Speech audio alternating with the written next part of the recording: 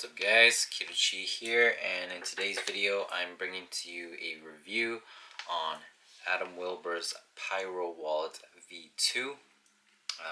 As by the title, this is the 2.0 version of the Pyro Wallet. I actually did do a review on the original Pyro Wallet a couple years back, and this has been a staple in my Magic performances and career so far. It's, in my opinion, the best gadget that I own as far as promoting myself and just getting my name out there.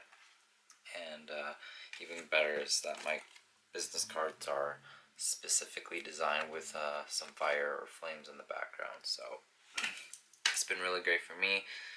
Hopefully it'll be good for you as a magician, or if you're just a business person and you want to make yourself a little more flashy. So I'm gonna go over some of the details of this, but I'm also gonna kind of compare the differences between the V2 version and the V1 version. Okay, if you don't know already, this product is on Illusionist. There's nothing that I'm exposing here. It's not like I'm exposing any secrets and stuff. You can literally just go on the website and the link, for which I'm going to leave for the actual product itself, and you can see how it works. Okay, so right here is where this is the slot that holds your chemically treated cards. You can use business cards, playing cards, or even some money if you really wish. Here is where you can store extra cards for just non-treated cards, or if you really want, you can store extra chemically treated cards. But this is where, as you can see, it's like a plastic little slit that holds all the cards.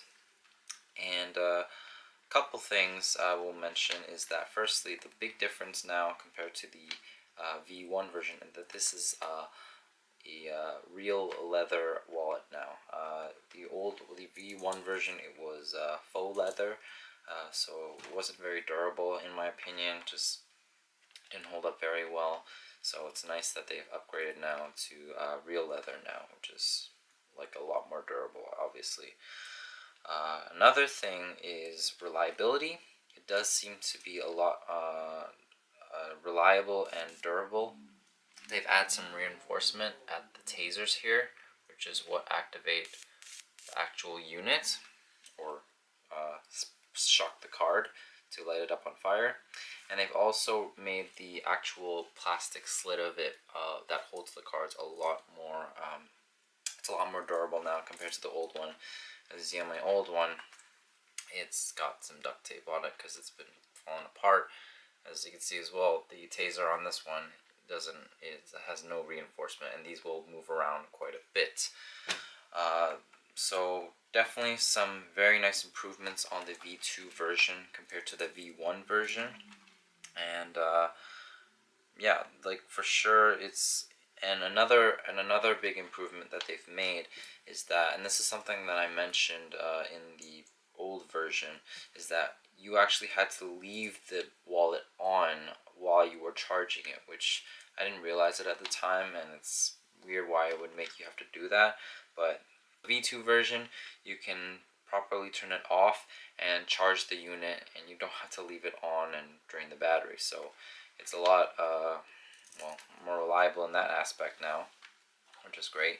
A couple things I will say about this is that the first thing is that, just like with the V1, it is still very bulky naturally, and it's gonna take up a lot of space. So it's not just gonna fit it into your normal pocket. I mean, it will, but it's gonna take up a lot of space. And if you're a magician, you're gonna have a lot of issues with pocket space. So my solution to that, for me personally, is I have a bunch of pouches here. I have it for extra stuff, but this one specifically, it's an M4 rifle pouch with the top cover. I put the top cover inside here, and then I can just put this.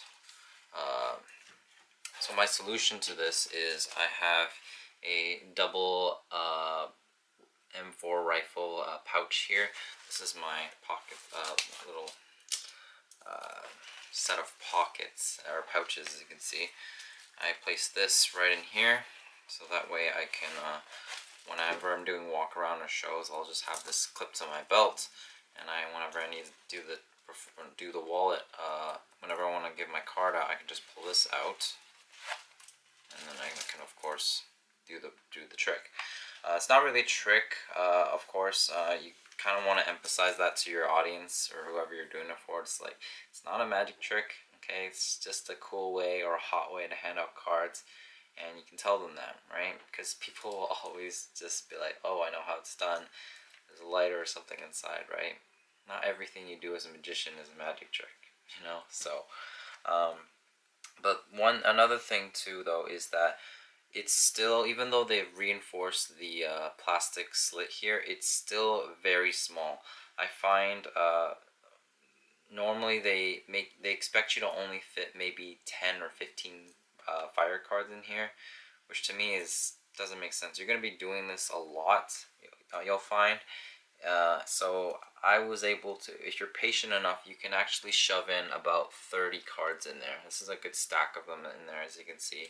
And what I've also done is I've reinforced the back, the plastic slit. I put a bit of super glue just behind it, so that way it's glued to the back of the wallet here, so that way I have an easier time shoving in cards there and not risk breaking the plastic slits. So that's one thing you can do to reinforce it, just to make it a bit more easier to slide the cards in there.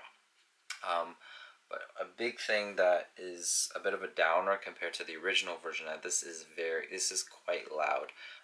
If you actually hear it, it makes quite a high-pitched beeping sound, and it's actually, it can be a little painful in the ears if you got sensitive hearing, in my opinion. But and you'll also see, like, there's a blue light that lights up on the side when you activate the trigger. It's they didn't do that on the V1 version, but they have this on the V2.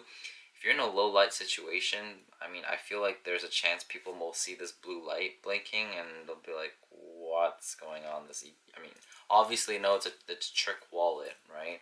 But the fact is like, when you're pulling this out, you got this loud beeping sound, and then maybe a small blue light. Kind of takes away the magical aspect behind it, right? I mean, it's still great when you can pull out a huge ball of fire on your car and just like and then just blow it out and stuff like that. But it is a bit of a weird thing. Like, I don't know why they made it so loud, you know. But overall, if you can get past those things, the price point is definitely much higher now compared to the V1 version. You can still get the V1 version on some other magic websites, but if you want the V2 version, if you want the upgrade, you're going to be paying a little bit extra on Illusionist, and it's going for quite a bit.